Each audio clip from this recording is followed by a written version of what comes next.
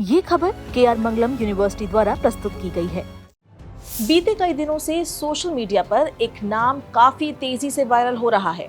नाम है रुचिका। ये नाम इसलिए लोगों की जुबान पर है क्योंकि दिल्ली के जंतर मंतर पर जब प्रदर्शन हो रहा था तब इसी लड़की ने PM मोदी के लिए अपशब्द कहे थे और देखते ही देखते मामले ने तूल पकड़ लिया। मामला पुलिस तक पहुंचा, शिकायत दर्ज हुई और फिर ये केवल एक वायरल वीडियो नहीं रहा बल्कि राष्ट्रीय स्तर की बहस बन गया। लेकिन कुछ दिनों बाद घटनाक्रम ने नया मोड़ लिया। एक माफी वाला वीडियो सामने आया। इसके बाद सोशल मीडिया पर एक नया विवाद शुरू हो गया। कई लोगों ने ये दावा कर दिया कि माफी मांगने वाली और वीडियो में दिखाई देने वाली लड़कियां दोनों अलग अलग है। किसी ने वीडियो को AI से बना हुआ बताया तो किसी ने अलग अलग कहानियां गढ़नी शुरू कर दी। सवाल था कि आखिर सच क्या है, लेकिन अब ये कहानी सुलझ गई है। जिस लड़की ने अपशब्द कहे हैं वो नाबालिग है। उसकी उम्र 15 वर्ष है और एक और बात, रुचिका कोई और नहीं बल्कि उसकी 45 वर्षीय माँ का नाम है। नाबालिग की कोई बहन भी नहीं है। एक भाई है जो अपने दादा के साथ रहता है। अब यहाँ एक और सवाल खड़ा होता है, आखिर वो लड़की उस प्रदर्शन तक पहुंची कैसे? क्या वो पहले से किसी संगठन का हिस्सा थी?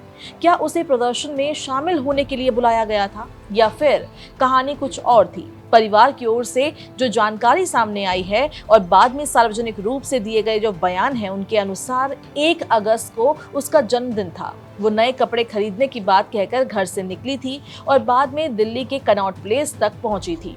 वहीं से जंतर मंतर के प्रदर्शन स्थल पर चली गई। बाद में परिवार की ओर से ये भी कहा गया कि वो अपनी सहेलियों के साथ वहां पहुंची थी। दूसरी ओर लड़की ने मीडिया से बातचीत में ये कहा कि वो शॉपिंग के लिए गई थी और वहां पहुंचकर उसे पता चला कि पास में विरोध प्रदर्शन चल रहा है। जिज्ञासा के कारण वो वहां चली गई जहां कई लोग वीडियो रिकॉर्ड कर रहे थे और युवाओं से अपनी बात कैमरे पर रखने के लिए कह रहे थे। लड़की का दावा था कि उसी माहौल में वो भी बहक गई और उसने ऐसी बातें कह दी जिनका उसे बाद में पछतावा हुआ। आपको ये भी बता दें कि गाजियाबाद की वसुंधरा की रहने वाली सुप्रीम कोर्ट की अधिवक्ता स्मृति सिंह ने प्रधानमंत्री के लिए अपशब्द कहने के आरोप में 29 जुलाई को नोएडा में केस दर्ज कराया था। मामले में रुचिका नाम की लड़की को आरोपित मानते हुए केस दर्ज किया गया। केस दर्ज होते ही नाबालिग मां के साथ अपने नाना के घर फरीदाबाद के ऊंचा गांव पहुंच गई।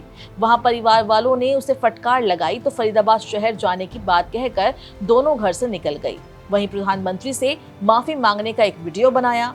मां के बोलते हुए का एक वीडियो भी उसने बनाया और सोशल मीडिया पर दोनों को अपलोड कर दिया। वीडियो देखकर तमाम लोगों ने सवाल उठाया कि अपशब्द कहने वाली और माफी मांगने वाली दोनों लड़कियां अलग अलग है। कहा कि अपशब्द कहने वाली लड़की बालिग है और उसका नाम रुचिका है। माफी मांगने वाली नाबालिग है। दोनों के चेहरे में अंतर है, नाक और दांत अलग अलग दिख रहे हैं। कई दिनों से ये मामला इंटरनेट पर छाया हुआ है।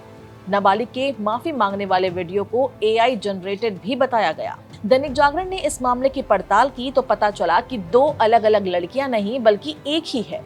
अपशब्द कहने वाली नाबालिग नोएडा के सेक्टर 168 स्थित लोटस जिंक सोसाइटी के एक फ्लैट में अपनी मां रुचिका के साथ रहती है। रुचिका का ससुराल गौतम बुद्ध नगर के नवादा गांव में है। पति की मौत हो चुकी है। पति की मौत के बाद वो नाबालिग को लेकर अलग फ्लैट में रहने लगी। सोसाइटी के लोगों ने बताया कि लड़की का नाम रुचिका नहीं बल्कि उसकी मां का नाम रुचिका है। दोनों 23 जुलाई से फ्लैट बंद कर लापता हैं। दोनों के कामकाज के बारे में सोसाइटी के लोग भी ज्यादा कुछ नहीं बता पाए। महिला और उसकी बेटी से सोसाइटी के लोगों का अधिक मिलना जुलना नहीं था। सोसाइटी के एक गार्ड ने बताया कि महिला यहां पर 5 साल पहले टावर नंबर 2 में किराए पर रहने आई थी। वो बीच में एक बार सोसाइटी छोड़कर दूसरी जगह भी शिफ्ट हुई थी। जनवरी 2026 में सोसाइटी के टावर 6 में 22वें फ्लोर पर एक 2 BHK फ्लैट उसने खरीदा। फ्लैट में इकलौती बेटी के साथ वो रहती है। बेटी को शांति निकेतन स्कूल में पढ़ाने की बात वो बताती है।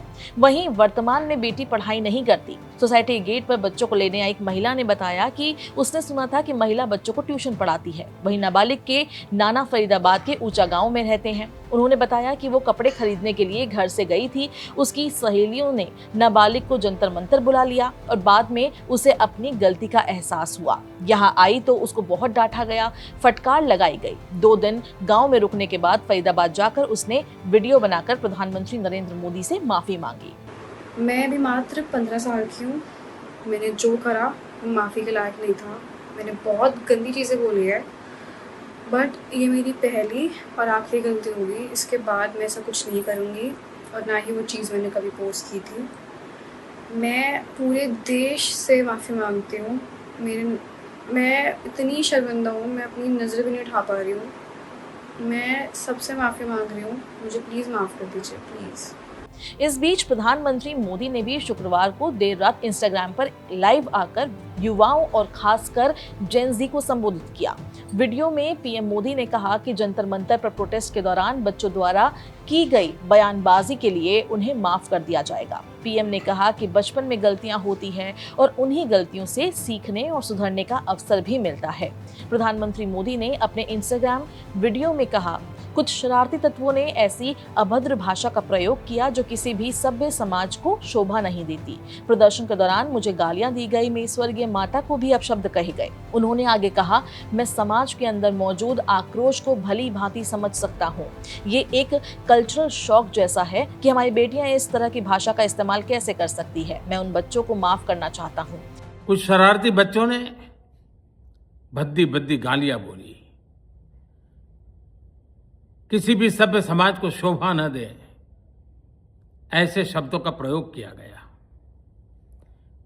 मुझे तो गालियां दी गई, मेरी स्वर्गीय माता को भी गालियां दी गई। न जाने कितना भद्दा स्वरूप था। लेकिन मैं आज बात करना चाहता हूं कि बचपन में गलतियां होती हैं और बचपन में गलतियों से सुधरने का अवसर भी होता है और यही तो बचपना है। और इसलिए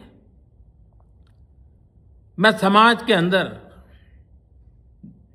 जो आक्रोश है उसको भली भांति समझ सकता हूं। एक कल्चरल शॉक है कि हमारी बेटियां इस प्रकार की भाषा कैसे बोल सकती हैं।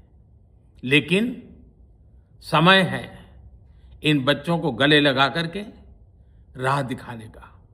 ये गुमराह बच्चे हैं, उनको राह दिखाना हमारा काम है।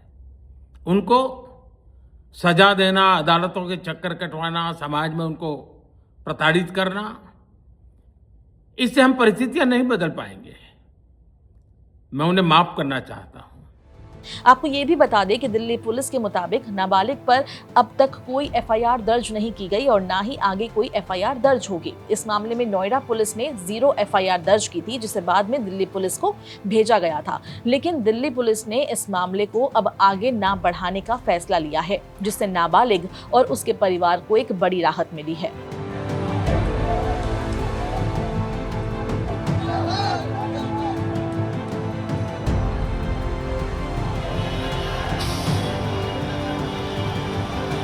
ये पूरा मामला शुरू हुआ जंतर मंतर से। दरअसल कुछ दिन पहले नीट पेपर लीक और शिक्षा व्यवस्था में सुधार की मांग को लेकर दिल्ली के जंतर मंतर पर कॉकरोच जनता पार्टी के नेतृत्व में आंदोलन हुआ था, जिसमें देश के कई राज्यों के छात्र बड़ी संख्या में शामिल हुए थे। वहीं सामाजिक कार्यकर्ता सोनम वांगचुक ने भी इसका समर्थन करते हुए अनशन किया था। 20 जुलाई को संसद मार्च के दौरान विरोध प्रदर्शन तेज हो गया था, जिसके बाद हिंसा भड़क गई। पुलिस और प्रदर्शनकारियों के बीच झड़प हुई। हालांकि बाद में सरकार द्वारा आंदोलनकारियों की मांगे मान लेने के बाद 25 जुलाई को आंदोलन समाप्त कर दिया गया था। इस पूरे मामले में आपकी क्या राय है, हमें कमेंट बॉक्स में जरूर बताएं। अगर आपको ये वीडियो पसंद आया है, इसको लाइक और शेयर करें। देश और दुनिया की तमाम अपडेट्स के दैनिक जागरण को आज ही सब्सक्राइब करें।